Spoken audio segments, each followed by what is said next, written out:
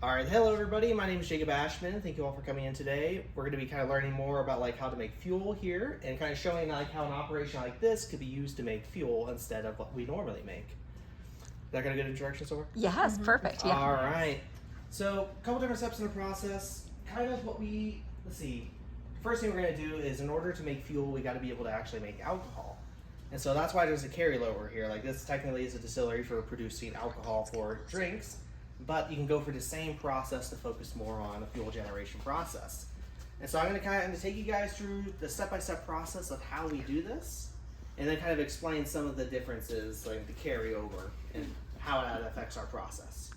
So to start, we're going to go back here at the very beginning of the process.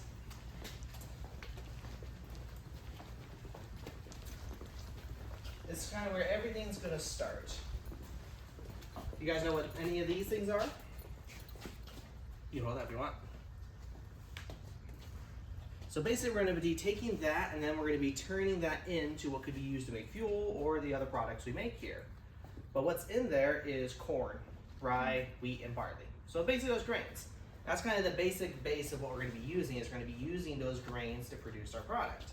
And then that in turn then could be used either to go into fuel, like you can mix it up gasoline, and that's typically what they'll use it for.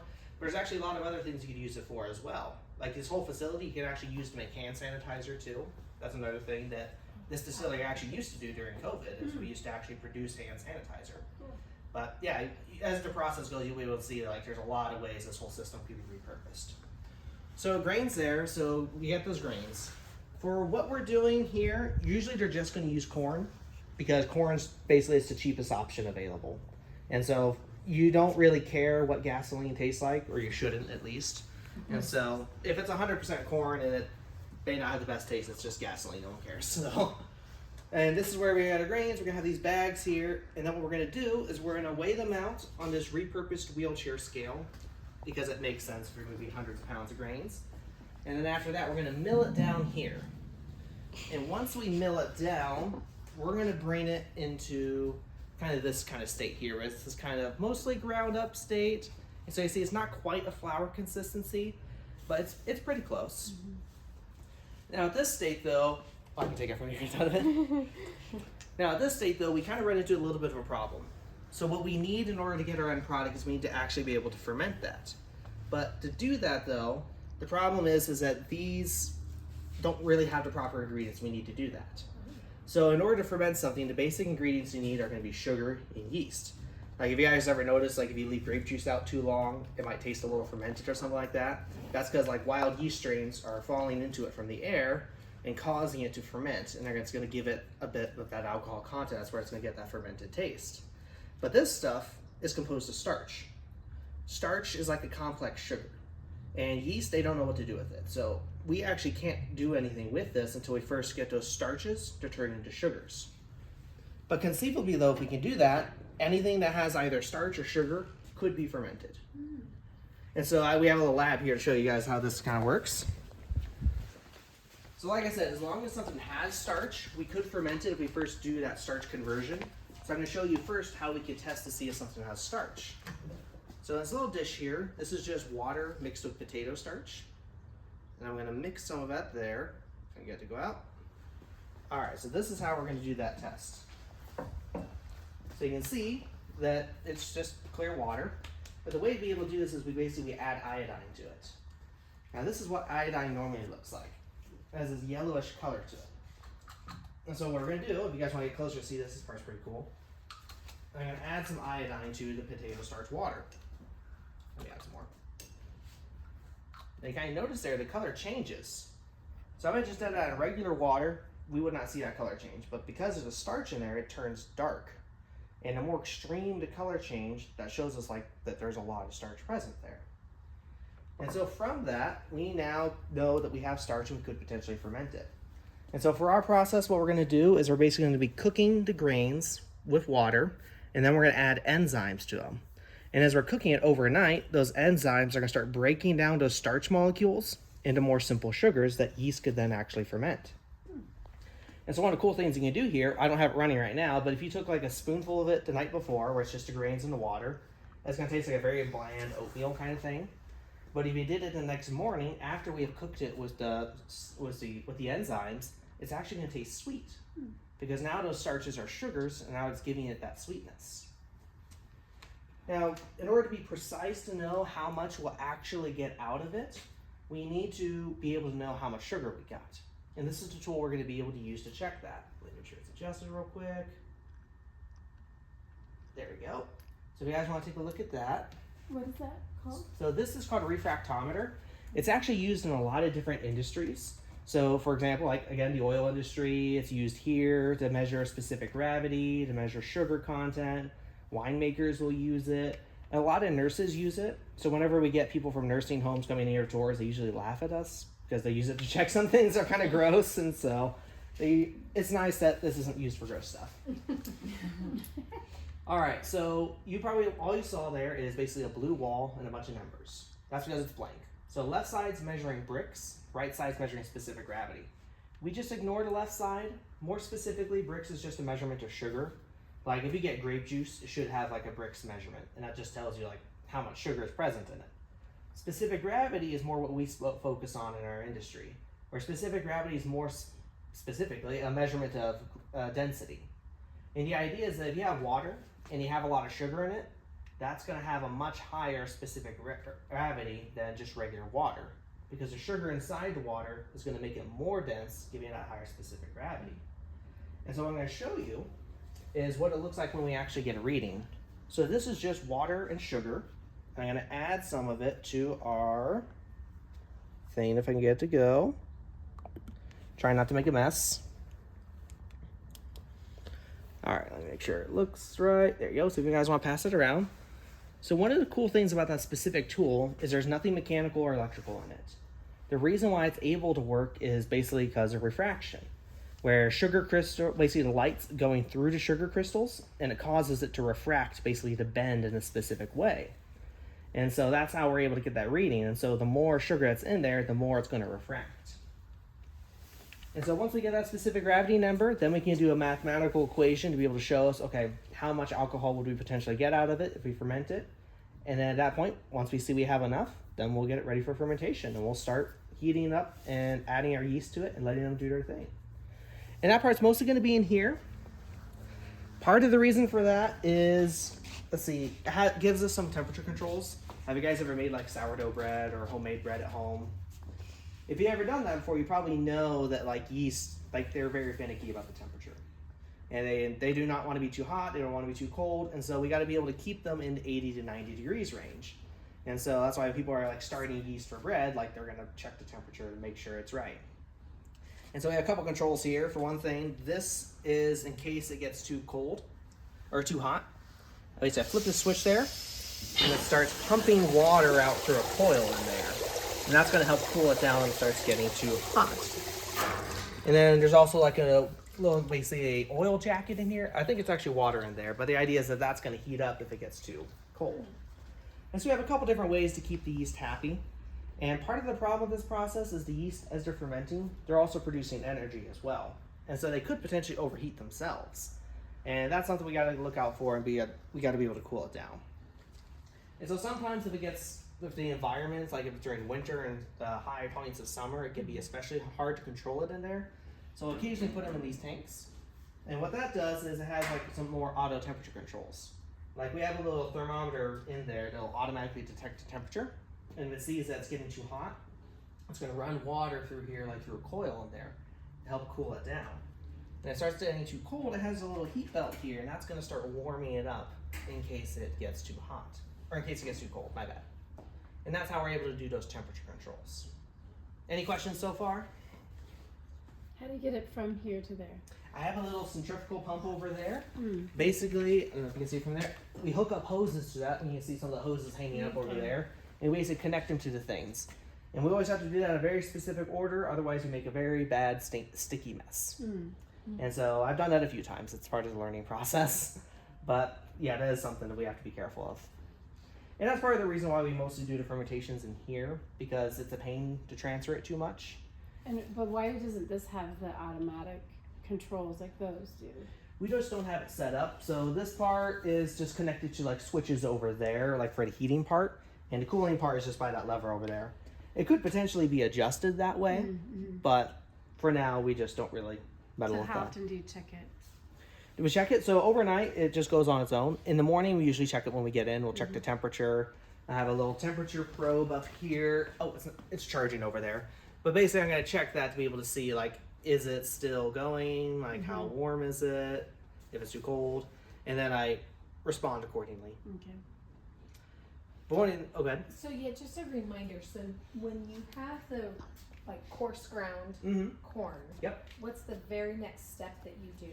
The very next step, so once it's milled, we're going to basically dump all of that in here with water. Okay. And then we're going to start cooking it, and then we're going to add those enzymes to it. The enzymes Yep. that help it kind of break down and get the sugar. That's right, yes. Okay. You don't actually add sugar to it. We don't know. Just Some products you can. Just specifically kind of what we do here, we don't add sugar to it. Okay. And then once that starts breaking down, then it's all through these processes. Yep. Right? Then we go through that fermentation process. Or to be more specific, one of the actual things we're going to do is actually check the pH as well. Because pH is an important part too. Like, does anybody know what pH is? No? Alright, so basically pH is a measure of how acidic something is. So if something has a really low pH, like a lemon or a lime, it's going to be very, very acidic. Or if something has like a very high pH, like marble or something, it's going to be a much more base, is usually what they call it. And so what we're doing in here is we're going to need to check the pH, because that can affect the fermentation, like how the yeast develop. And it could be possible that the yeast basically get way too acidic. And that's something we don't want as well, because during the fermentation process, they're also going to be making it more acidic. And so we have a couple ways to do that. So we're going to check the pH before we start fermenting, and if it's too high, which is almost never happens, but if it does, what we're going to do is we're going to add some calcium carbonate to it. And that basically is just a little powder. It looks like a flour kind of. And when we put that in there, it's going to start to bring the pH down. Now, let's see, if the pH is too low, or that's the part that almost never happens. If the pH is, my bad. If the pH is too low, we add the calcium carbonate. That's what's going to bring it up. I got it backwards because pH is kind of weird, where I think of an acid being like higher, but on the pH scale, it's technically lower. So if the pH is too low, we'll add calcium carbonate to bring it up. If it's too high, that's the part that almost never happens. That means it needs to be more acidic. We'll add citric acid to it. And that'll start to bring the pH back down. But I think we've only ever had to do that once. We have a lot more problems with it being too acidic, because it gets acidic very fast during the fermentation process. Is it just based on just what products you have, how they grew Just that the way- year or whatever? Or Just the way that the The yeast batches? ferments. Oh. Yeah, basically just like as they ferment, they bring it down pretty quickly. And part of it also, one of the things we do is that after we're done distilling, we'll have these leftover grains and water. And we actually put a lot of that in there. So basically that leftover stuff after distillation, we'll put it in there basically to function as kind of a nutrient source. Because that leftover stuff's going to have a lot of dead yeast in it. It's going to have a lot of nutrients in it. And that's going to help basically, what's the word I'm looking for? It's going to help provide nutrition for the yeast. But that stuff is going to be very, very acidic. And so that's part of the reason also, like, it makes it much more acidic. And so we just got to be able to do something to bring the pH up. But the enzyme and the yeast are not added at the same time. The enzyme is first. Enzyme is first, yes. Until you get it so that the sugars are there, then the yeast. Yep. Right? Because another thing too with the enzymes, we have to actually start cooking the grains. And so at the highest temperature for the enzyme, we have a couple different enzymes we'll use. We'll bring it up to about 160 degrees, which that's way too high for yeast. Yeast can't survive in that environment. And so once we're done cooking it, then when we see the sugars, then we'll cool it down to a livable temperature for yeast. Any other questions so far? What are the temperatures for yeast? I don't remember. 80 to 90 degrees. We try to keep in that range, and it can vary a little bit. If it gets below 80, it's still likely going to ferment. It's just going to do it a lot more slowly than it would if it's in that 80-90 range. And if it's above 90, it might ferment faster. That's a possibility, but it might stress them out more, and they might create off notes, which if you're making fuel alcohol, you probably don't care about. So maybe they would have it at a higher temperature because they're not as concerned about that. That makes sense. What about the size of the grain that you start with? What do you mean the size? The size. It looks like it's pretty small. You mill it down to it. Oh yeah, What it's does that usually do for you? crushed. It basically makes it easier to mill. And so if we had like whole grains, our mill probably would have a much harder time handling that. So typically the grains we use are going to be crushed. Like for example, in those bags over there, if I pulled it out, it's going to look kind of like Frosted Flakes almost. Right, basically just roll it over and squish it out. Okay, so it's more about just the ability to smash it rather than to get the sugar out more efficiently. Oh, you're talking about like during this part. Yeah, so when we mill it down to that kind of dust particle thing, that's basically going to open it up so that the yeast and the enzymes can get to the starch and sugar molecules. Faster. Yep. Yeah, it would help with that. I don't think you could do it without milling With it. it up. With it Yeah. closed. Yeah, so because once we mill it up, then it's going to be able to get access to those things. How often do you do this process? So this thing we try to do about once a week. Oh, okay. Just because of the holiday season, we're kind of in our off time, so we'll probably resume in January, which is kind of unfortunate because usually on this day we have something going on, but at the moment it's not there, and so we'll resume that probably in January after the holiday stuff is over. Any other questions so far? Another funny thing about pH is, so we talked about how we had a couple ways to auto-regulate it in regards to this, and that's kind of what we're going to be able to do to be able to control the temperature. And pH, though, we don't really have an auto-regulating way to do that. But we did end up finding one way that we've experimented with a few times. It's just kind of expensive, but it's kind of funny though. And the way to be able to do that is we add seashells to it. Sounds really weird, but the reason why it works is basically you get this bag of seashells, you put it in there, and what happens is that as the pH starts to drop during the fermentation, that acidity is going to start causing the seashells to dissolve. But then the calcium from the seashells, as it dissolves, is going to start to bring the pH back up. And so that's a way to kind of regulate it while we're not here. And so the first time we did that, we noticed that the seashells on the edges looked a little frayed. The second time, there started to be holes in them.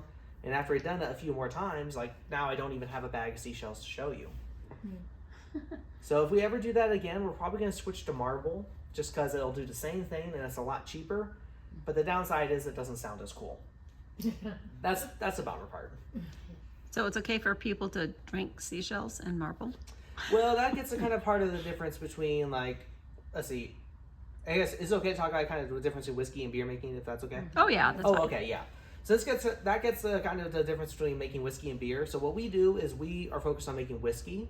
Now, everything we've talked about so far is essentially the exact same process if you're making beer. But because of what your end product is, your goals are a little different.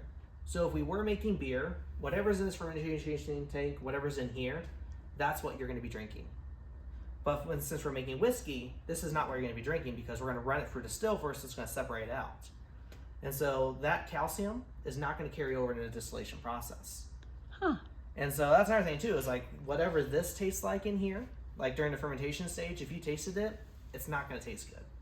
Like I've tried it before, it's very, very acidic.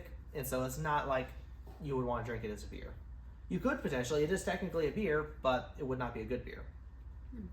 But once we go put it through distill, and then when we put it in a barrel, then it's going to be able to gain its flavor. So you said the calcium doesn't carry over, but what about all the other products that were in the shells? Or in the what you said? That were in the shells, the seashells. Seashells. Oh yeah, none of that should carry over because actually I'll explain kind of how that works when we get to the distillation part. That might be easier to explain then. But yeah, none of that's going to carry over with the calcium. None of the sugar is going to carry over too. And once I start talking about kind of more like what the distillation is and how it works, hopefully I'll be a little clearer. But before we get to that though, any other questions on this fermentation part? Or How long is it in the fermentation? usually a little less than a week. So usually we throw in our yeast on either Thursday or Friday, I believe. And then usually on Wednesday, I'll distill Okay. it. Okay. Cool. Yeah, any other questions so far before we move on to the distillation part of it? All right. So basically kind of at this point, since we brought up beer, if we were making beer, like at this point we would be done. Like once the fermentation's over, you're basically done. It's ready to go into a bottle or a can. But since we're actually doing distillation, and this is what we will do if we were making fuel as well, we have the next step of basically taking all of this stuff, rather than putting it in a bottle or can, we're gonna pump it over and put it in our still. And that's why we like to tell a joke, like what's the difference between a brewer and a distiller? Brewers are quitters. But since we're not quitters, we're gonna go over here. So this is where the distillation part of it's going to happen. So basically that 100 gallons of beer, we're then going to put into here. And then this is where we're going to be able to get the alcohol out of it that we could use either to make alcohol or you can make hand sanitizer out of it, or you can make like the products that we make here for consumption. Like there's a lot of things you could do with this. And so what we're gonna do is basically we're gonna put that all in there, and then we're gonna start heating it up. Okay, so there's gonna be 100 gallons of about 10% alcohol beer in here.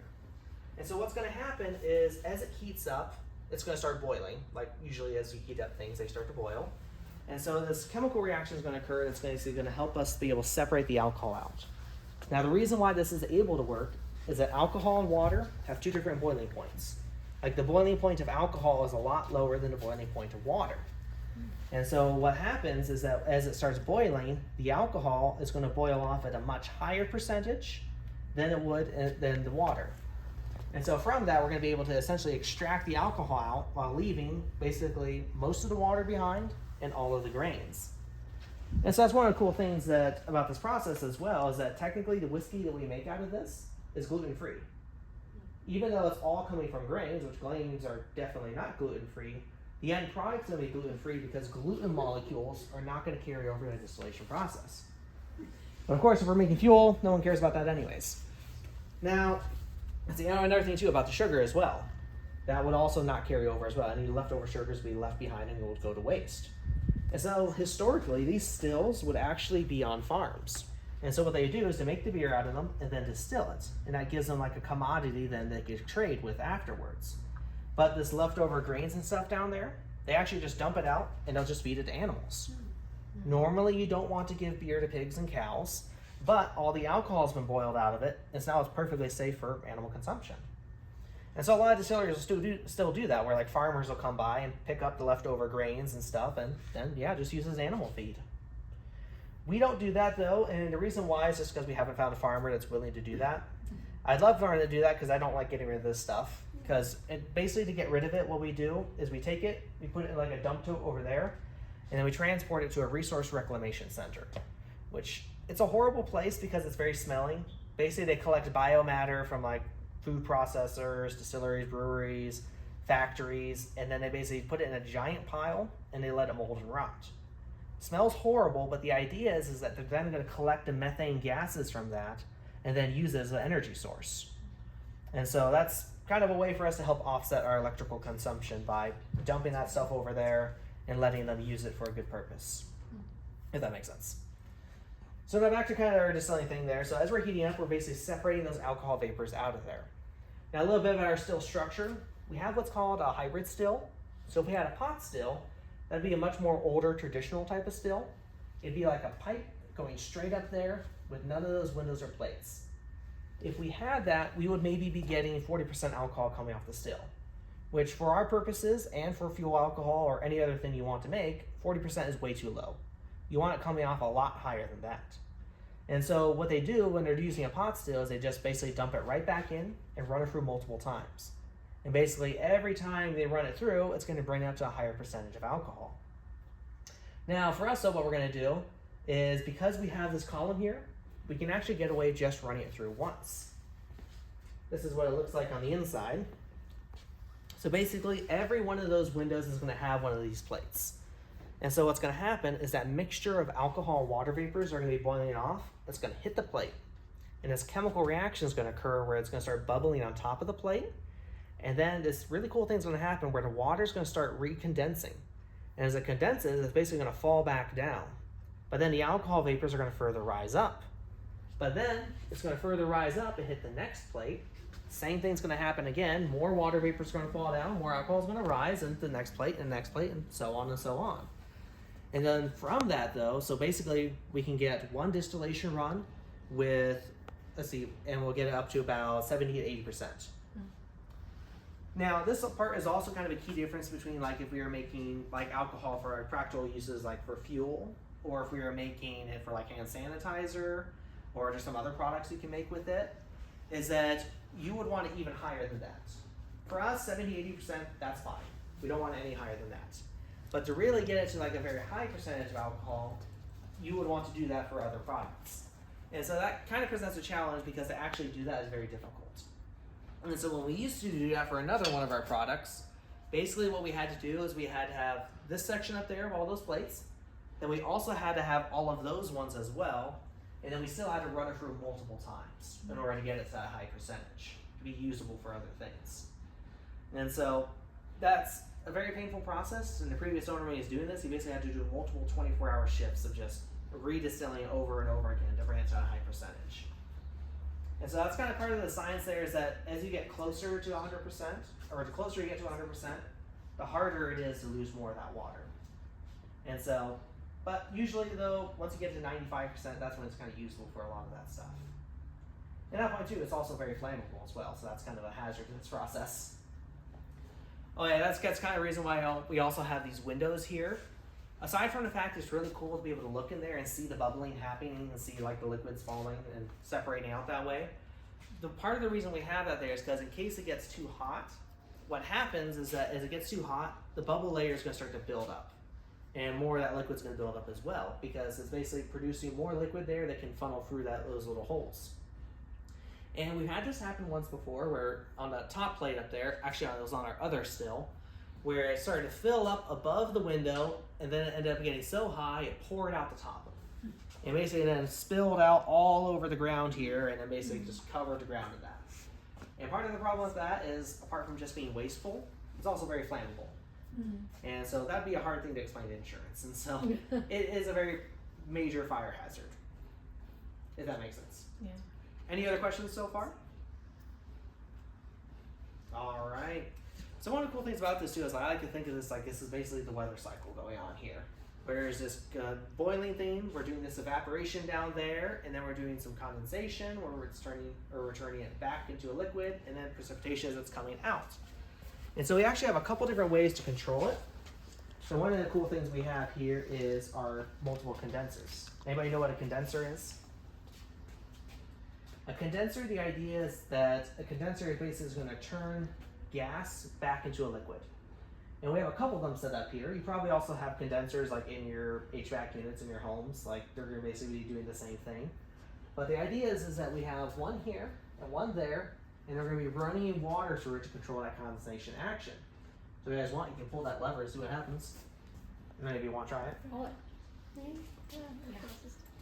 So just grab that valve and then turn it to the right. Yep. And then if you want, then those two ones over there, they look like faucet things. You can adjust them if you want to and see what happens. So now you can kind of hear it happening.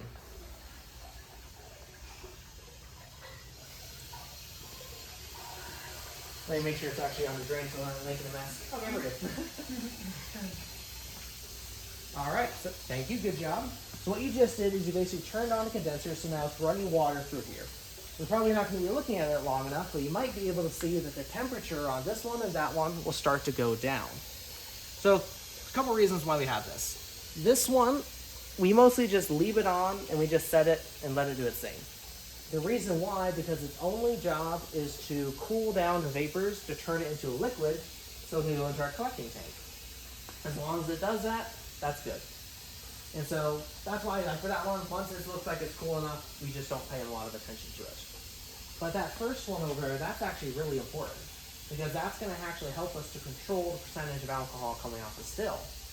So for example, if we have it really, really high like this, what's going to happen is it's going to make that condenser up there really, really cold. And so what that ends up doing is it's going to start to condense a lot more of those vapors. But again, because of those different boiling points between alcohol and water, it's going to first condense the water vapors first. And so for that, it's going to basically turn the vapors, or more of the water vapors, back into a liquid, so it's going to fall down to the still, meaning that the vapors that are able to get past that condenser are going to be a much higher percentage of alcohol. And that's how we're going to kind of control that. Now, you wouldn't really care as much about this for making fuel alcohol, but like let's say hypothetically we're worried about it being too high. Like if it's the percentage of alcohol coming off the still too high. One of the things we can do is then just turn it down. So as we turn it down, what that's going to do is it's going to allow more of those vapors to pass through, which is going to basically mean it's going to be a higher percentage of alcohol, or it's going to be a lower percentage because more of those water vapors are carrying over, bringing down the percentage. And so that's one of the ways we were able to control that percentage in real time. Part of the downside of it though is that if I'm watching it and it looks like it's off, every time I adjust it, it takes like 10 minutes for the adjustment to actually show. And so it is not the most precise way to do it, but it works. So when you're turning on the condenser, that's running water through to Yep. cool it, Mhm. but that water is not mixing with those vapors. They're, Correct, They're yes. separate, right? They are separate. Yeah. So this one, there's going to be like a little coil. And so you can see like these pipes here, where the pipe's going to go in there. It's going to go through the coil and go out there. Okay. And then that one's kind of a little bit more complicated. I believe there's kind of a coil on that. Whenever I looked into it, it looks kind of weird. But Okay. that's going to be how that works. Just to cool down the vapors around it. Mm-hmm. Yep. So that Yeah, it there's- just cools down that whole section. Basically, it'll cool down the yeah, vapors. Okay. And that's going to help with that condensation action. Mm-hmm. Any other questions so far? I have a question. You said 100 gallons of water goes in here? Yep. And how much of the grain mush? Oh, all of it. So we even bring the grains over there as So well. how much grains go into this?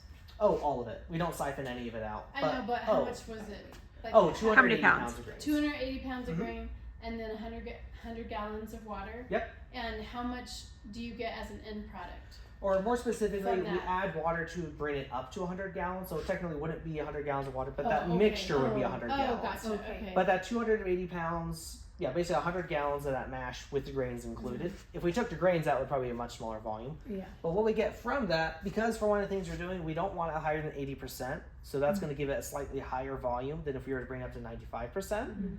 Is that, so we brought it down there, we get about 16 gallons. Okay. And part of the reason for that is we recycle a waste product afterwards, which I can talk about that too and kind of show. But if we didn't do that, so it'd be just from that, we'd maybe get 12 gallons. Oh. So it does compress it down a lot. Yeah. But that 12 gallons there, that 12 gallons is going to be a very high percentage of alcohol. And so it makes it a very concentrated process. Now, any other questions so far? Now, I believe that once this stuff comes off the still, they're going to have it at a very high percentage of alcohol. And then what we're going to be doing is that they're going to be adding it to oil, I believe. And that's kind of how they're able to do that. Like you might see at the gas station, it'll say 10% ethanol. And so that's what they're going to need to go for this process.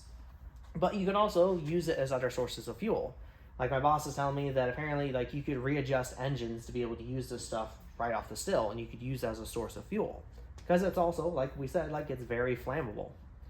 And so you could potentially do that. So like if they ever run out of oil, like that's a possibility to start just fermenting and distilling corn and using that as a substitute. You wouldn't be able to immediately drop it in your car. You'd have to get a new special engine to be able to do that, but it could be a replacement. Downsides of that though, is because all those grains over there that we were looking at, that's food. And so it has a lot of other good purposes. So yes, you could make fuel out of it, but we also need to eat. And so if any of you took an economics class, you might see like when there's that increase in demand, it's probably also going to increase the price as well.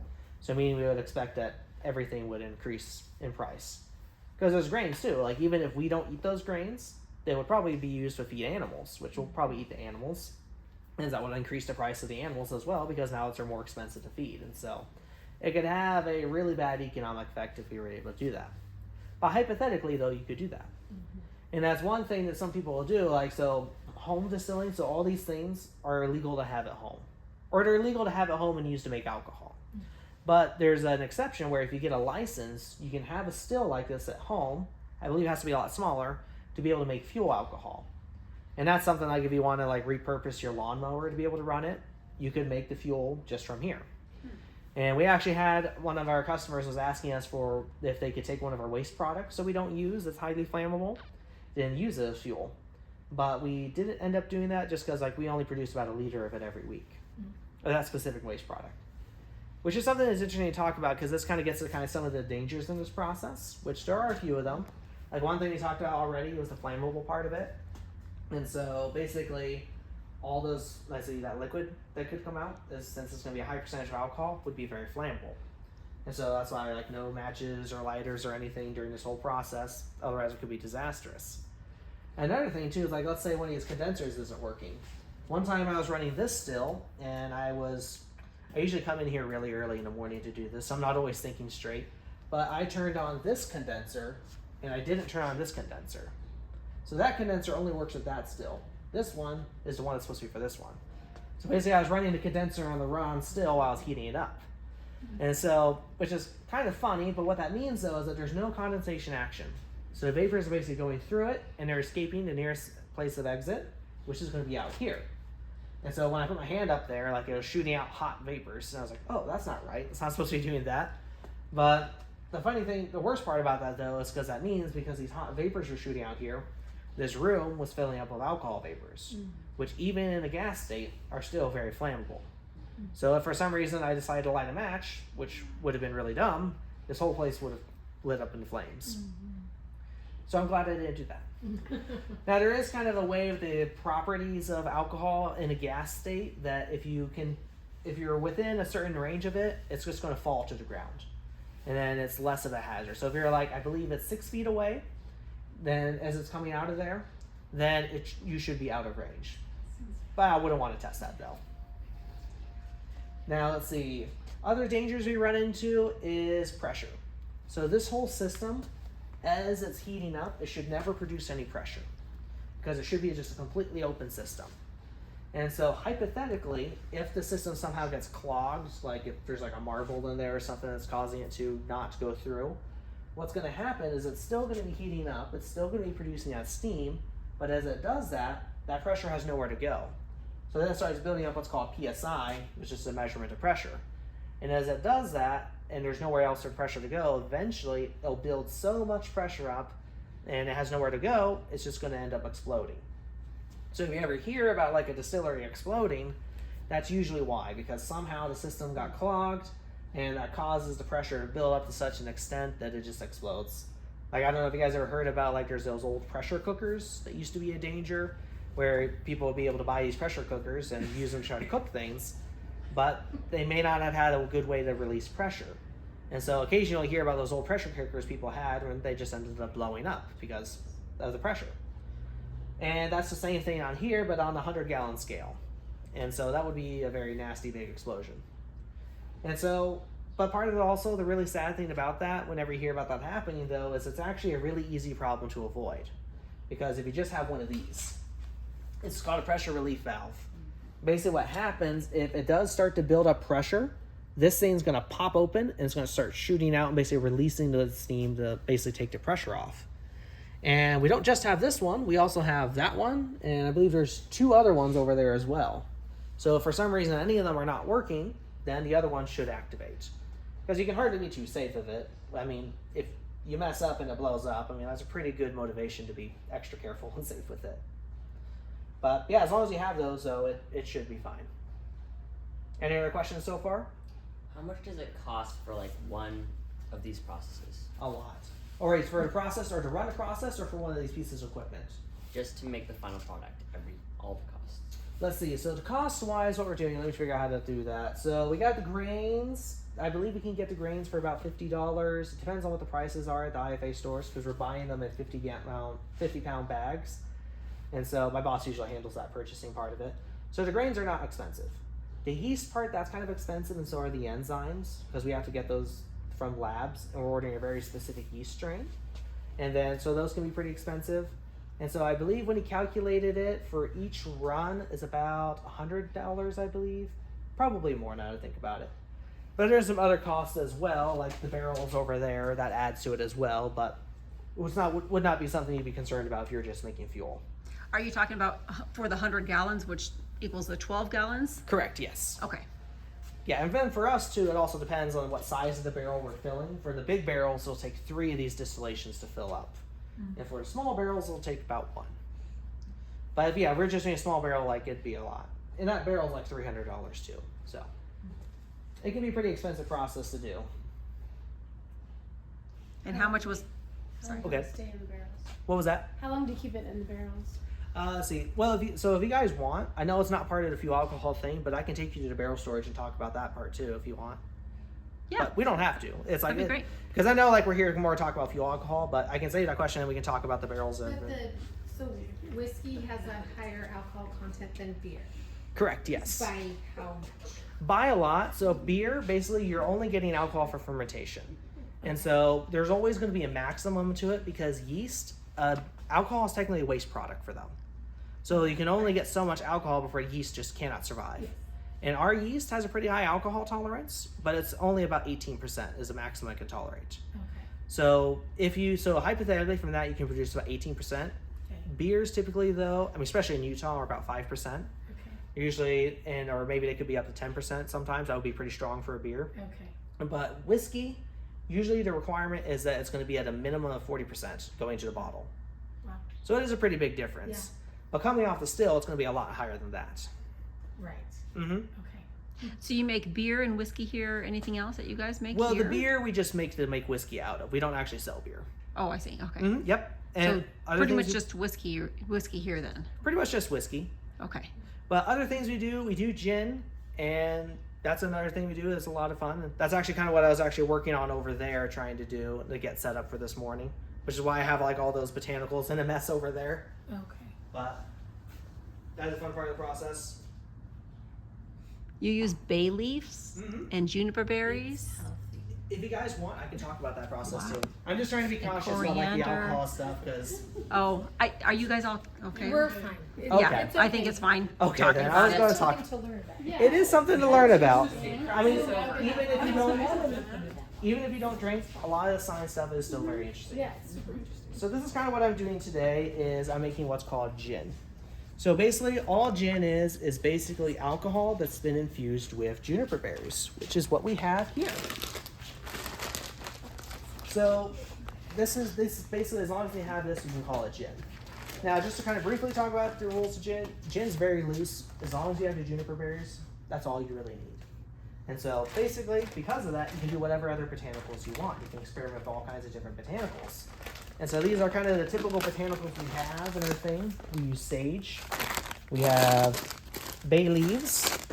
And then we have like coriander seeds, another one we do.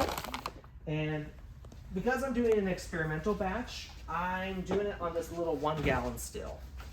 And the idea is that if the experiment fails, we don't want to have 100 gallons of it too, that we have to figure out what to do with. But you want to look in here. And the different botanicals are going to make it taste different? That's right, yes.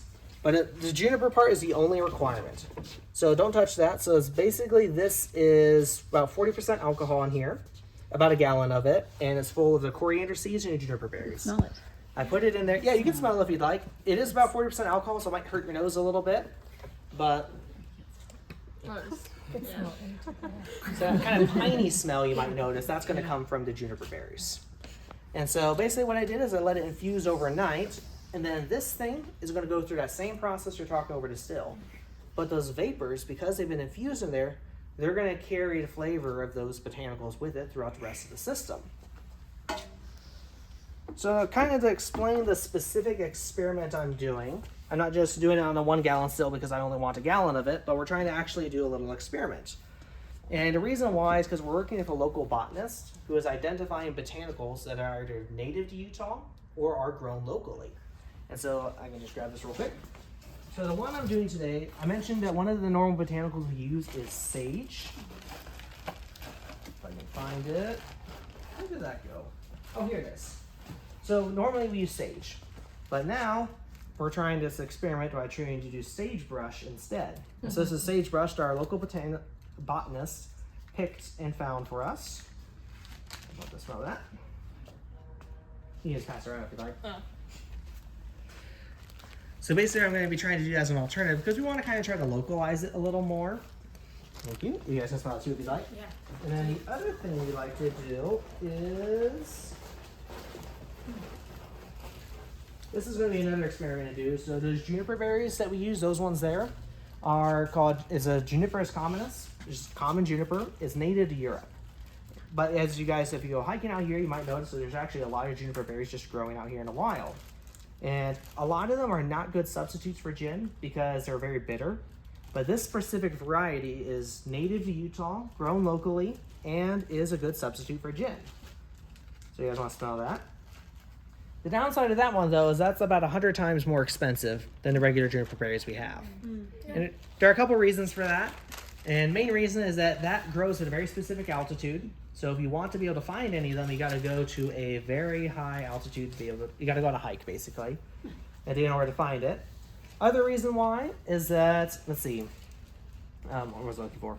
Oh, they're not always ripe at the same time, too. So you could go on a hike, to where they are, and you may not be able to find them all. And even on the bush, like if you go to a strawberry bush, or not strawberry, a raspberry bush, usually they're all ripe around the same time, roughly. Juniper berries are not like that. They'll be ready when they're ready. So they're foraged. Yep. So basically, There's not a juniper farm that's growing these. for those one there is, but for that one, these no. Utah ones. Yeah. Yeah, just because it's such a what's the word? A specific thing that has like so many requirements about where it can grow. Yeah. So You probably guys could get a job going hiking. That's what I was Yeah. thinking. Yeah, Like, that's bring fun. it all the hikers. Helping to make you gin can just do or that and whiskey say, or whatever bring it us some is. juniper. Because that gets to another problem though, is because there are a lot of varieties of juniper berries in Utah, Yeah. and we want that specific one. And so unless you're a botanist, you may not be able to tell the difference.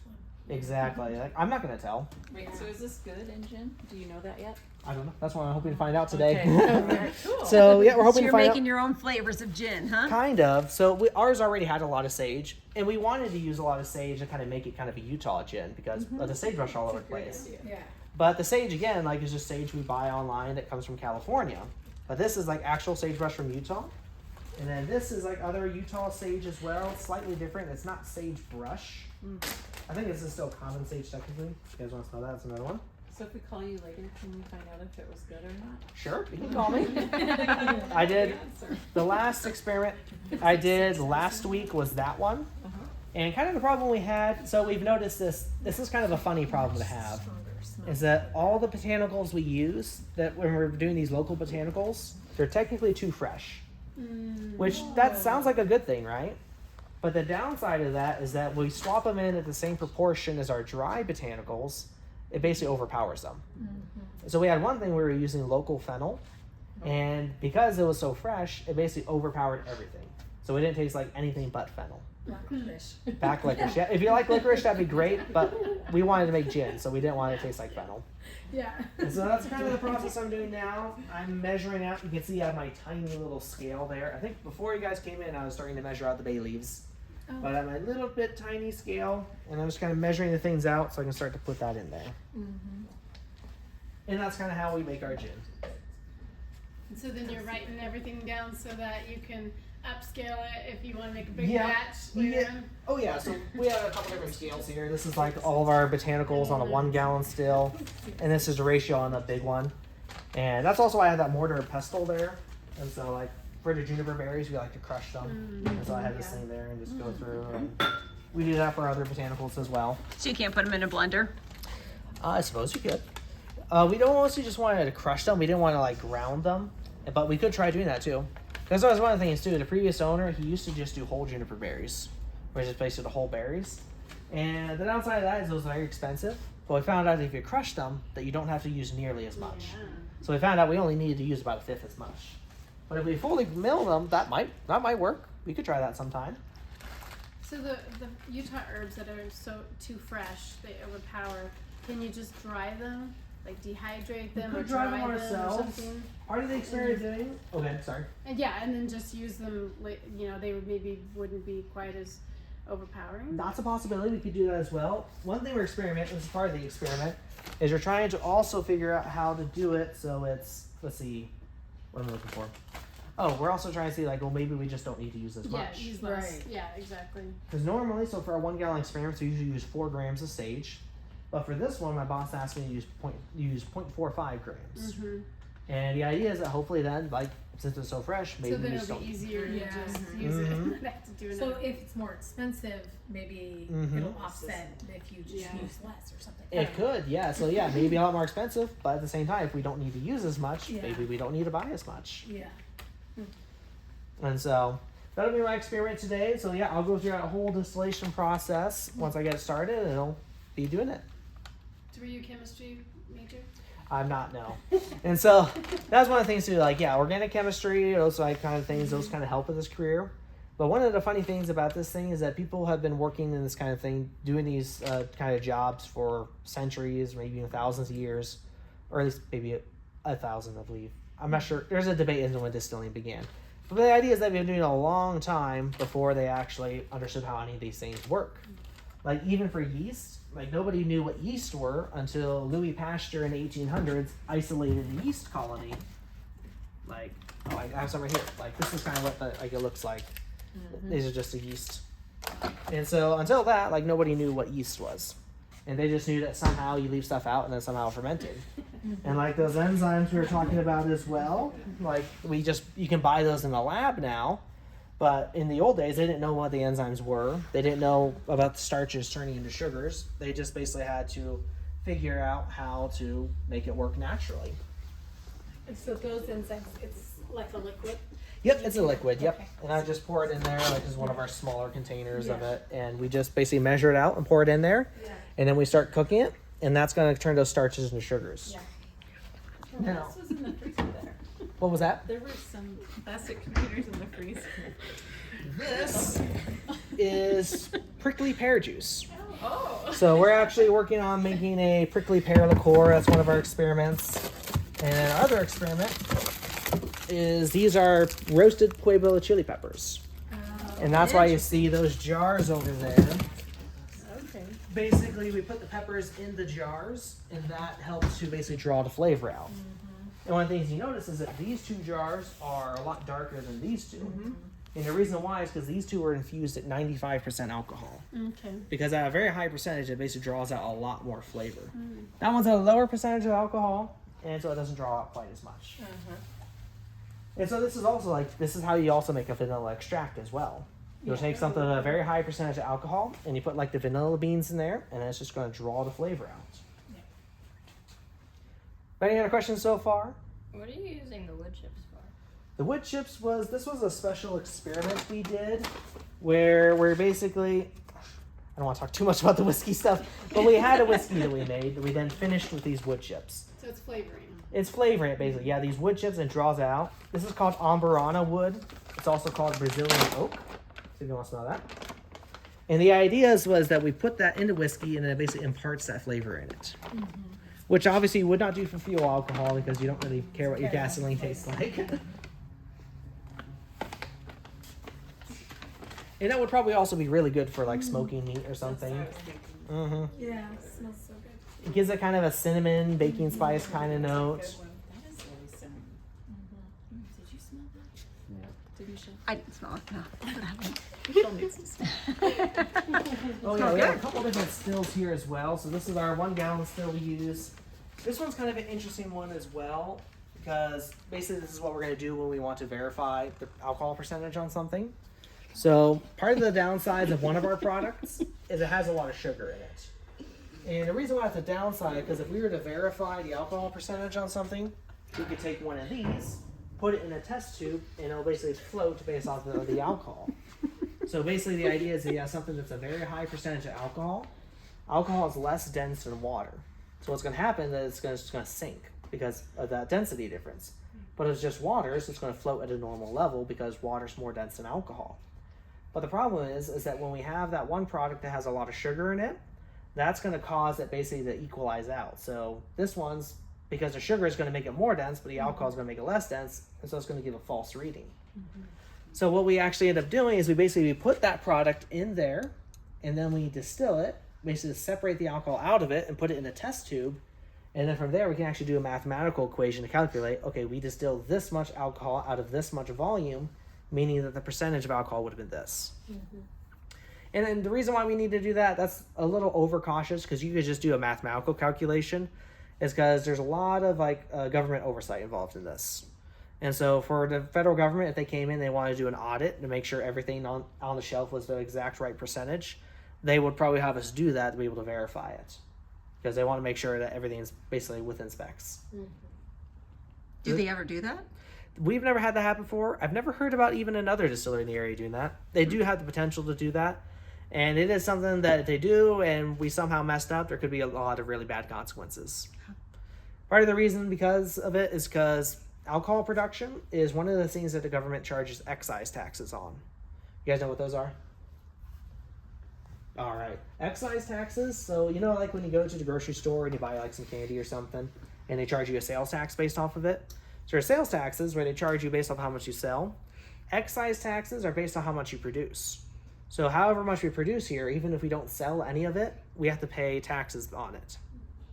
And so because of that, the government wants to make sure that everything's like Correct. And like we're producing the same amount because let's say like our bottles are like way too high of a percentage. That's technically a form of tax evasion because then we're not paying the amount of taxes that we should be owing to the federal government. And actually, because of this is actually one of the reasons why prohibition was able to work, was because before this, like this used to be the government's primary source of income. Like there did not used to be an income tax. So like your parents probably have to pay a lot of taxes to the government based off of their income, and that part's not fun. But that didn't used to be the case. But in the early 1900s, they ended up adding an income tax, which gave the government a new source of revenue. And so then they were able to go through with banning alcohol after that, during Prohibition, because now they had another source of income. So that's kind of a little bit interesting history there, the taxation involved. But there's a lot of things here that have to be approved and monitored by the government. All right, any other questions about all that? I know we're going off in all kinds of different directions. You were talking about gin and whiskey, and I just don't know what the difference is between the two. Oh, yeah. Gin's basically juniper flavored vodka. Whiskey is going to be always a grain based. And what really distinguishes like our whiskey on the shelf versus a gin is the barrel part of it as well. And the botanicals. We're not adding any of these botanicals to whiskey. Okay. Yep. Does So that it's make more sense? of a fruity tree type flavor? Yeah, a tree like flavor. That pine tree flavor is going to come through the juniper. But because distillers can use whatever other botanicals they want, you could get a lot of varieties of flavors. Okay. All right. That's the big difference is the botanicals. And the Gotcha. whiskey just tastes like the barrel. It tastes like the barrel, yes. Most of its flavor is going to come from the barrel, about 60 to 70%. What kind of barrels are they? They're American oak, American white oak. And that's a legal requirement that for bourbon it has to be new charred oak barrels. Why is that? It's Just part keep the flavor the same, or? yeah, it's part of the requirement. So there's actually one of the funny things, this is another big difference between bourbon and with the gin, is because there's a lot of rules for bourbon, where gin doesn't have a whole lot of rules. But yeah, one of those things is the barrel requirement has to be new charred oak barrels, and that helps with the flavor. Like the charring caramelizes the wood sugars, and the fact that they're new barrels, meaning that they have a lot more wood sugars than if they were used barrels. Huh. So it actually extracts it from the barrels itself. Mhm. Basically, yeah, it's basically those legal requirements from the federal government help to ensure the quality of it. Huh. So, And so how long did you say it stays in there? I think you told us, but I don't remember. oh, it depends on the size of the barrel. For the small barrels, about 2 years. For the big ones, about 4 to 6. Oh, you're kidding. Okay, so those barrels that you have over there, is there some in there right now? And those ones, no, but in those ones over there are. Oh, okay. And then you said you'd show us that? Yeah, I can If show that's you that. okay? Yep. There's Okay. actually, before we do that, so I can show you that. Do you guys still have time?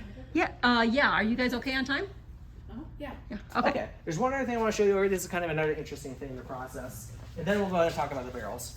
Sorry, I'm kind of jumping all over the place today. Is bourbon the same thing as whiskey? So bourbon's a type of whiskey. Oh, okay. So basically, whiskey is anything distilled from grains and aged in oak barrels. So included in that category is Scotch, Irish, Canadian whiskey, all fit in that category. Bourbon specifically is a type of whiskey. It just has more additional rules on it that make it specifically bourbon. Okay. And just to summarize, the main rules is aged in a new charred oak barrel, which is what I'll show you guys. And it also has to be at least 51% corn. And you could do 100% if you wanted to, but as long as you have 51%. Okay.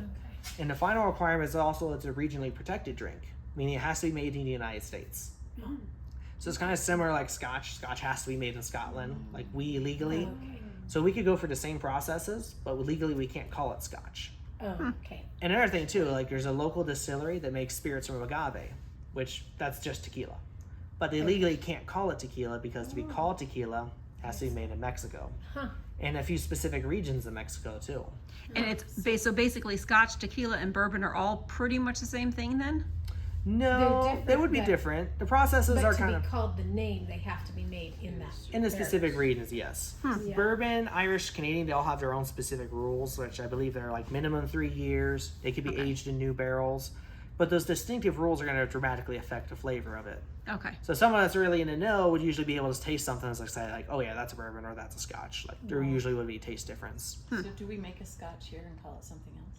Usually if people are going to go for the same process, they'll call it American single malt, Oh, which okay. is They call basically a it Scotch. American single malt. Single malt, Yeah. yep. Equals Huh. Scotch. Mhm. Huh, interesting. It's not Yeah, a it total replacement, but it basically is a very similar process. So I noticed that the bags back over there are malt, Yes. and then you were talking about corn. So what is used for what? Oh, there's just a different grain. So if that's malt, I think that when it says malt over there, I think that's because it's mountain malt was the mill we got. That would not be malted grains. Oh. We could use malted grains, like typically bourbon distillers do malted barley. Okay. And the reason why, so malted barley historically has been used in basically all whiskeys. Scotch is typically like 100% malted barley. And the reason for that, so basically all malted barley is basically they get barley seeds and they basically put it out on the floor as it starts to germinate, and then they basically kill it to basically stop it from germinating. And then they can basically mill it and use it. And the reason why is because once it starts germinating, it starts naturally producing those very same enzymes that then convert its own starches into sugars. Now remember, before they had no way to extract those out to get those on specific enzymes. And so before they knew though that if they basically went through this malting process, it then allowed them to be able to do that conversion process. And so that's how they were able to do that before they understood how enzymes worked. So when do they use barley versus corn Oh, or it's any other usually- grain? It depends on the preference of the distiller. Usually every bourbon mash bill is still gonna have a little bit of barley because it gives flavor to it and it rounds out the flavor. Because kind of the difference of the fuel alcohol, we don't really care what it tastes like because it's fuel. And so you could use 100% corn just because it's cheaper. But for us, so if we have those other grains in there, it's going to help round out the flavor a little more. But usually you're always going to have barley to varying degree. Usually less than 10% of it will be though. Okay. And then most of it corn. Most of the corn, at least 51% corn. Okay. And usually even then, like most of them will use 60, 70% corn And then the rest is what? is what? Oh, whatever we want. So we could do, so for us, we do 60, where we do about 70% corn, and then we do rye, wheat, and barley. Okay. And so those four grains together help to round out the flavor and give it an interesting texture. Oh, interesting. Now, so one of the other hazards I want to talk about in this process is, so there's some other dangers involved, and one of the other dangers is poison. And so part of the reason why this works is because, like, so when we put that beer in there and we start distilling it, alcohol is not the only thing in there. There's actually other compounds in there as well, and not all of those are good. And they all have different boiling points. And those different boiling points are going to determine the rate and when they come off the still. So this is why we have 3 different phases of a distillation. We have heads, we have hearts, and we have tails. Now, this stuff's going to come off the still first. Like, once stuff starts coming off the still, this will be this stuff, and then this will be the stuff at the very end. Now, the stuff that first comes off the still, this stuff is literally poison. This is why we got to be very careful. Here, I'm going to stand over here so I can show you guys. So this stuff is literally poison. It's not good. So what's in here, though, is going to be methanol, which, if you've never heard of that before, basically if you hear about, like, moonshiners in the woods going blind, it's because of that stuff. Oh. That's the methanol in there. This also has acetone in there. Anybody know what acetone's used for? Nail polish remover. Nail polish remover, yep. This is how you get nail polish remover, is the acetone in there. Yeah. So don't taste this, but you can smell it. Oop, all right. So how did they go blind though? Just By the drinking fumes? Oh, by drinking it. They Yep. were like moonshine. and Methanol attacks the optic nerve. So you guys want to pass that around? Oh, so you can smell it? interesting. So yeah, so don't taste it, yeah. but you can smell it.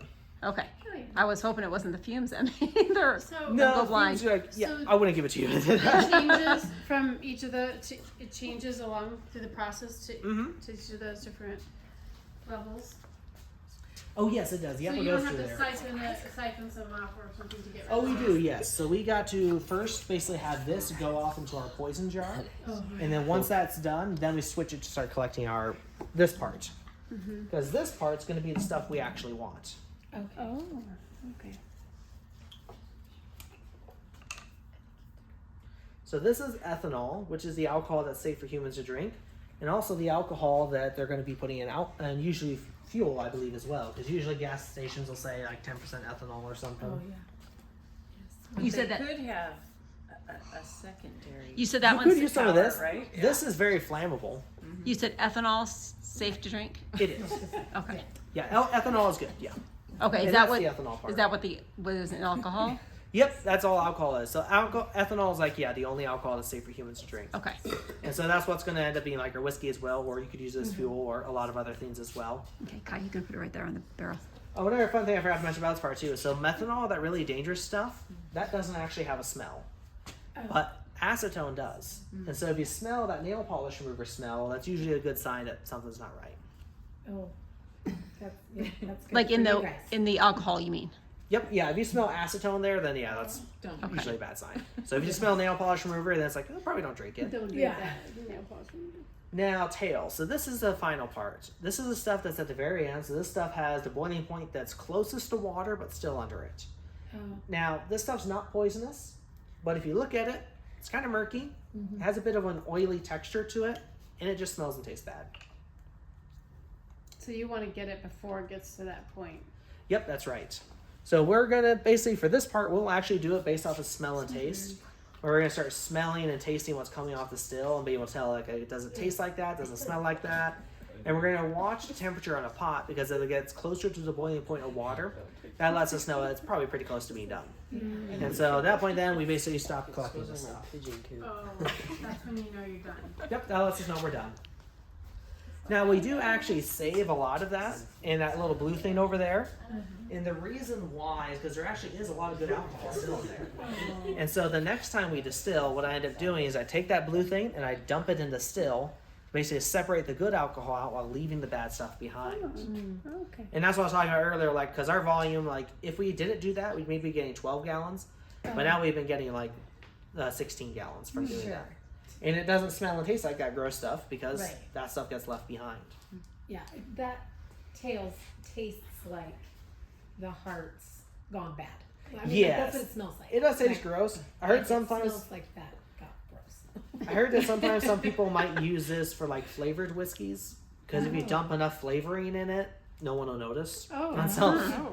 Interesting. it's kind of a still cheap thing. Safe, you just It's still safe. It just doesn't Not smell and taste- taste Not good. appealing. Yeah, this is the stuff that's really dangerous, and then we have to and be it's very all careful. first. Mm-hmm. Yeah. And that's another thing too, because it's not just going to go from this to this. It's going to kind of phase into it. So we got to be really careful to make sure we're doing the cut at the right time. And so there are a couple different ways to do that. You could do it by smell and taste. It's a bad idea though, so we don't do that. But the safe way we do it is we actually take spoonfuls of it at different times, and then we burn it. Now the reason why it's able to work is that methanol, the really dangerous stuff, that burns yellow. But ethanol, the good stuff, that burns blue. Interesting. And so we get it to a point where there's basically a big blue flame and a tiny yellow flame, and that lets us know it's safe. Okay. Now that tiny yellow flame though, that's going to be that trace amount of methanol. That's never going to fully go away. It's going to be throughout the system the entire time. But once you get it down to that small stage, it'll be safe. Because one thing to think about, whenever you're drinking beer, you're technically drinking all of this stuff combined. But the reason why it's dangerous in this stage though is because when we're distilling things, we're bringing up to a very high percentage. And that's how that's going to happen. So there still is methanol in whiskey then, Yep, a very and in small beer amount. too. Very small amount. But even in beer, there's going to be methanol. In wine as well, there's going to be methanol. Any alcohol. Any alcohol, yep. It's just going to be in a very small amount. Now, for fuel alcohol purposes, you're probably just mostly going to want this stuff because this stuff is very flammable. Yeah. It's great for that. And actually, one of the other cool things you do is so during the COVID, this distillery was using this stuff, basically both of these things, to make hand sanitizer, which that's a way to be able to make some useful stuff out of it. And during World War II, a lot of distilleries were actually taking over that were usually just making whiskey, and they just basically reoriented them and had them instead making industrial alcohol, which is used to basically make equipment like tanks, weapons, equipment they use for the military. And so these industries at different times, like different economic situations, different political situations, could be reoriented to just make other stuff. There's a lot of practical uses of this stuff. So how did you make the hand sanitizer? I don't know. I wasn't here when I time. Oh, okay. But I mean, this part though, like this is 80-90% alcohol. You could just take it as it is, dump it on your hands, and rub it around. And it'll clean. They just made it. They just made Add like a a gel. little- yeah, or made a something. gel. Whatever. Either like- gelatinized it, or even if you just left it in a spray bottle as a liquid, Right, it'll work. Yeah. Yeah, it's still. So the I bought one methanol's that not looked like a harmful for wine your bottle skin. from a distillery. I mean, don't dry it out because it's still like Costco 80-90% has hand alcohol. sanitizer, so I put it So in my it's not sprayer. the best. Yeah. Exactly. I mean, it'll dry it out, like just like hand sanitizer normally does. But yeah, it's not going to poison your skin. And this stuff, we actually do save like a spray bottle of it because we'll use it as a sanitizer, like if we're Sure. cleaning things and stuff, and it works great for that. That's a great Yeah. idea. Yeah. Mhm. And so there are some uses. Cool. I was wondering if I could use it as a charcoal starter, but it's like, with the poisoning thing, I don't know if I want to risk Yeah. cooking my family's food over that. So, yeah. What kind of alcohol content do you need for a biofuel? Question I just don't know off the top of my head. I'm Okay. sorry. No, it's okay. But usually I heard that when they're making, like, even are using it for fuel alcohol, they usually want it coming out still at a very high percentage, so about that 95% range. Okay. And so that's kind of like we were talking about. We had to both have both columns up there, and it just had to be a very high percentage. Yeah, but I believe so. I've never Okay. actually made fuel alcohol, Yeah, but it's just yeah. from what I've read about the process and from what I understand. Yeah. Now, any other questions so far before we look at barrels? No. All right. Oh, if any of you want to, you want to see if you can lift up this barrel. This is the 15-gallon barrels are a lot easier to carry. Go If see if you love it, guys. you want to Lift it see up. if you can move it. Come on, guys. Go Try. muscles. Is that one Move empty? it, or- Yeah, if you want to like either roll it around, you Is can try it to pick it up empty? if you want. It's empty. Yep. How would you pick it up? So how I would pick it up is I would just tip it over, and then something like that. Okay. Yeah. Yep, it's a little heavy. So when they're empty, they're about 40, 50 pounds. When they're full, they're basically unmovable for the most part. You just want Yeah. to leave them there. I can't move them, but I can like, if it's full, I can kind of roll it around like this a little bit, but it's not going to like move around that. Yeah. All right, so we can go on the other Are they side. one-time use? What was that? Are they a one-time use? Depends on what you're making. So for bourbon, they have to be. So basically, we can never use that for bourbon again. But once we use it for bourbon, we can use it for something else. Like you do a rum or a single malt or something else in them. But yeah, we will never be able to use it for bourbon again. So typically for empty barrels, we usually just sell them to customers or we use them for other products. So is bourbon more expensive then because of that? Part of the reason, it depends on how they make it. Some bourbons are really cheap. I'm trying to get this open. No, it's not coming. Nobody can just walk in. That can affect the price of bourbon. But it just depends. If you can find some really cheap bourbons, you can find some really cheap scotches. It varies a lot. Yeah, I know. So this is where we keep the barrels. Let's see. Just to recap on the barrel rule in regards to bourbon. So bourbon has to be aged in new charred oak barrels. And so we have a couple different sizes too. So these are 15-gallon barrels, and these are the 53-gallon barrels. And are these all full? Yep, they're all full. And so you can kind of hear it sloshing around a little bit. How old is this one anyways? This is November 8th. Oh, that wasn't very long ago. So this is one that's just filled up like just a couple weeks ago. And then does it have to age for how long? So that's one of the funny things about bourbon is that, so Scotch and Irish whiskey both say they have to be aged 3 years. The legal requirement for bourbon just says it has to be aged. Oh. So what that means is that legally, if we wanted to, we could fill up one of these barrels and then dump it out 10 seconds later. Legally, that would meet every requirement to be called a bourbon. It wouldn't taste like a bourbon, wouldn't look like a bourbon, but for all legal purposes, it would check off every box. And so that's one of the things that gets the question like, how long should you age it to actually make it a good product? And that depends on your environment you live in, and that depends on what size barrel you're using. So for these small barrels, what's going to happen is it's going to draw out the wood sugars a lot faster because there's a lot more alcohol, or there's a lot more wood to the alcohol ratio. And so it's going to gain the flavor a lot faster, but it's not going to get the full aging effect. And the reason why is because there's some chemistry that goes on in the bourbon making process that basically requires time. Like there's no way to rush it. So really to give it the full effect of that chemistry, you got to be able to put it into big barrels for a full 4 to 6 years that bourbon's typically aged. And our oldest one is that one over there. That was, oops, sorry, that one. The 30th last year. December 30th, 23. Oh no, sorry, this November one. Oh. Yeah. That one was barreled in November of last year. So the new November of last year. big barrels are a new development for us. The previous owner only did the small barrels because it takes a lot less time to age them. And so, yeah, our oldest barrel's just barely that old. Okay. And so, And that's are you, kinda- so you're going to keep these for 4 to 6 years then? Yep, hopefully Wow. at least. Now, one of the things too is that we are going to be opening up and testing them sometimes because it may not necessarily take that long. And that gets kind of the environmental factors that affect the aging process. So this is actually good to illustrate with this thing here. So this barrel, if you look inside of it, this is what that charring looks like on the inside there. But if you see this line up here, that line is basically how far the alcohol seeped into the wood. And so one of the cool things is what's going to happen is that when it gets really hot outside, like during the summer, it's going to cause the liquid inside of there to expand into the wood. And then when it gets really cold, it's going to basically cause the liquid to contract. And as it contracts, it's going to draw that flavor out of the wood into the liquid. And so that's how that process is going to happen. And that's why the best places for aging whiskey are the places with the biggest temperature swings, because you want really hot summers and really cold winters, which is part of the reason why the Midwest is such a major place for producing whiskey, because it gets really hot there and it gets really cold there. In this room, we're not running the thermostat because we wanted to go with the environment. And that's the nice thing about Utah. Utah also has those temperature seasons as well. So when it gets really hot, it's going to cause it to get those expansions, and when it gets really cold, it's going to get those contractions. But the downside of Utah as opposed to the Midwest is humidity. Utah is very dry. And because of that, we lose a lot more to evaporation. And so just to kind of visually represent that, so this is one of our older barrels. This one's been there, it's getting pretty close to 2 years, it seems. Do you hear how much is sloshing around in there? And then for this one that I barreled like a week or so ago, it sounds like it's a lot closer to the top if you like hear it sloshing around.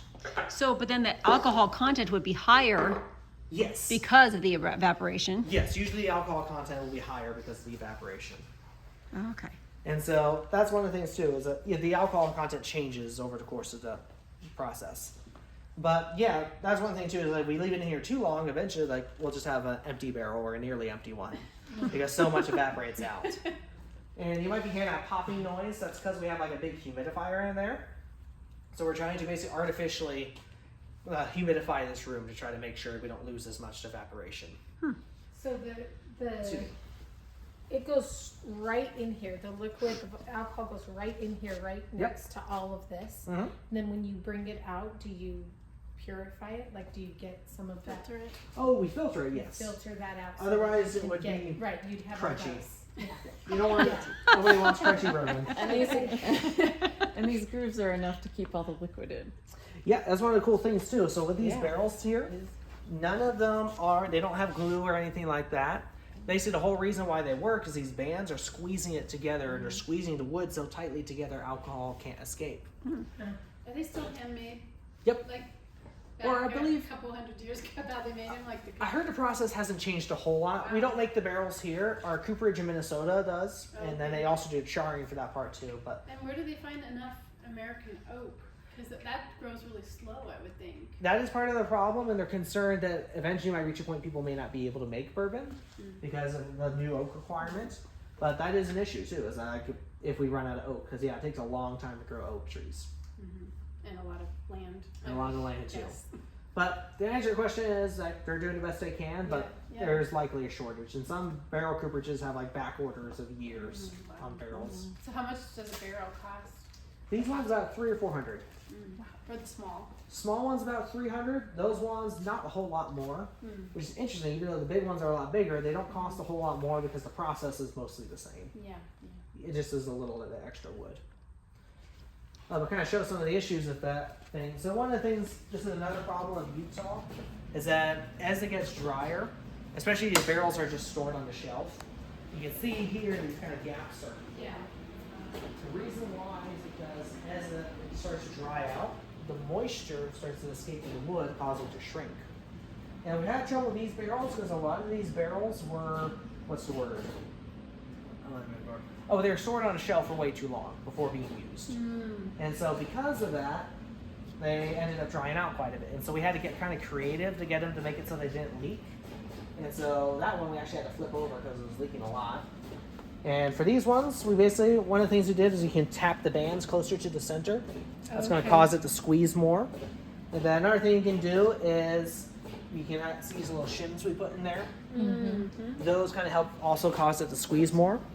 But we also like to put a steamer inside of there, where the steamer basically fills it up with water vapors, and those water vapors are going to go into the wood and it's going to cause the wood to expand and squeeze together.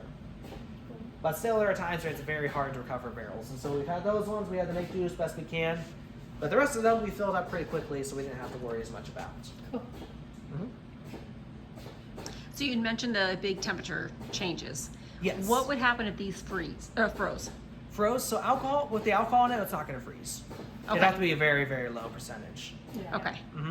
Which that's actually, I heard, like one way that people would do distillation in like Siberia is the temperature would get so cold where the water would start to freeze in the alcohol. And so they basically set out some alcohol, let the water freeze, and then they scoop out the ice because the ice is going to be the water. Yeah. And then whatever's left over is going to be a higher percentage of alcohol, All right. which is an interesting, creative way to do Yeah. that. Yeah. Yeah. Okay. You what? Do we do that with our gasoline? Put it in the freezer? You could, but it would be illegal though. Oh. So home distilling, which is kind of funny because that's a very simple way to do it, but home distilling is illegal, and that would be a form of home distilling. Okay. But yeah, a lot of people, although a lot of people do it, I've almost never heard about anyone getting in trouble for it, but some people do, and there are some pretty bad consequences. Yeah. But it is kind of funny because something like that, it's like, oh yeah, just put it in the freezer. It's like, well, I mean, if you put it in the freezer and just leave the ice cubes in there, then you're not separating it out. Because the definition of distilling is separating liquids out. And so it's just kind of a silly thing. Now, any other questions so far about process and everything? Was this the old label before the new? Oh, that was for the vodka label, yes. Oh. So that was the, what's it called? The old name, Hammer Spring is the Yeah. old name of the And distillery. now it's Spirits of the Wasatch. That's correct, yes. And that's why we also got the Sasquatch logo and all that. That's cool. Yeah, which there's our mascot up there, in case you Yeah. didn't notice. You didn't notice that. That's so great. He's all dressed up for Christmas too. Yeah, he is. That's fantastic. And that's actually a costume we'll bring down sometimes to shoot ads and all that. And it's funny, in the costume, the eye holes on it are actually at the neck level. And so it makes you look like a foot taller than you normally really are. And so Wow. it's a pretty funny That's costume. fun. So fun. All right, so that's This kind is of, so okay. cool. So that's kind of the gist of kind of everything in our process here. I hope I kind of explained. Are there any other questions you guys have or anything else you're curious about?